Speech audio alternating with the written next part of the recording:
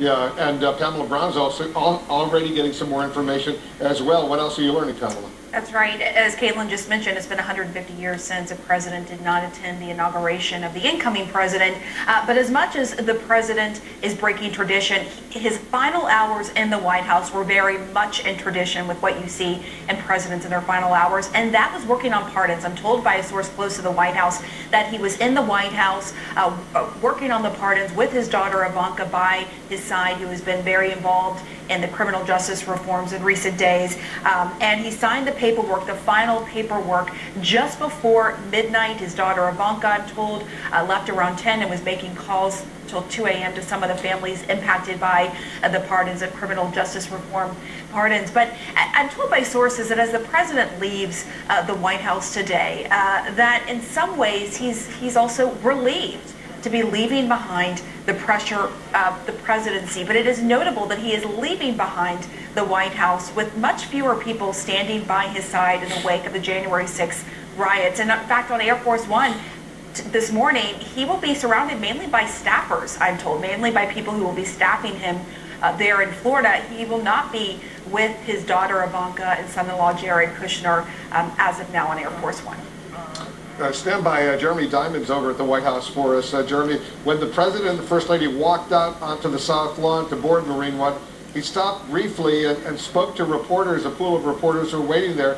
You've got some information on what he said?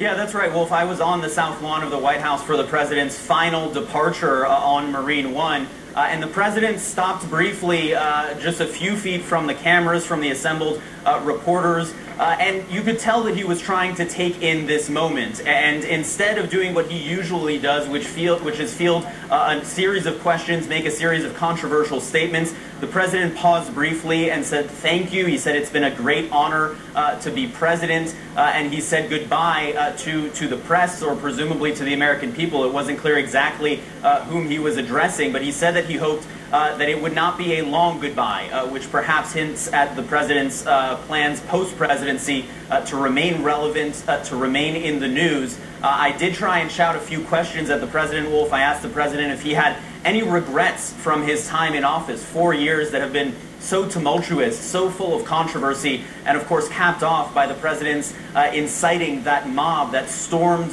Capitol Hill just 2 weeks ago today. The President did not answer the question.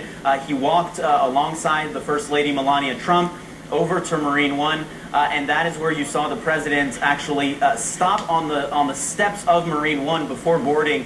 He turned around and he waved. That's something that we typically see the President do on Air Force One, but not necessarily on the steps of Marine One. And it was notable because it seems like the President was trying to take this in and say one final goodbye here, Wolf. And then the President was off and circling Washington, and now he's on his way to Joint Base Andrews.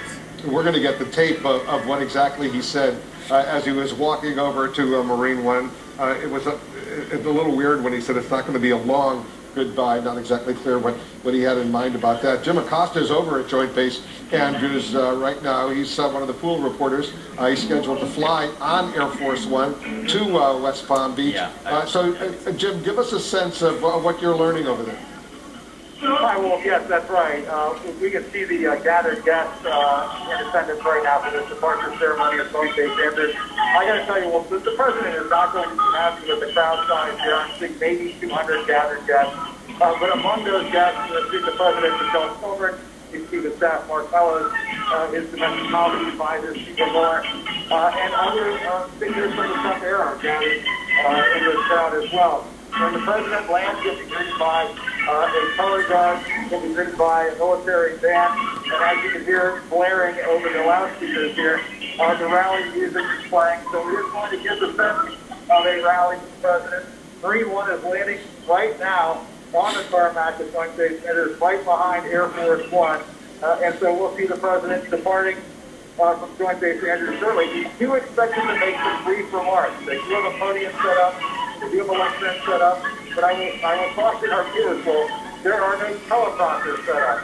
And so the President, if he decides to make some remarks, this could be one of those, one of those episodes where the President decides to speak off the top of several minutes and has to say, that caution to advisors wants to count as accomplishments, wants to count, he says, his defense to be far for 3 years.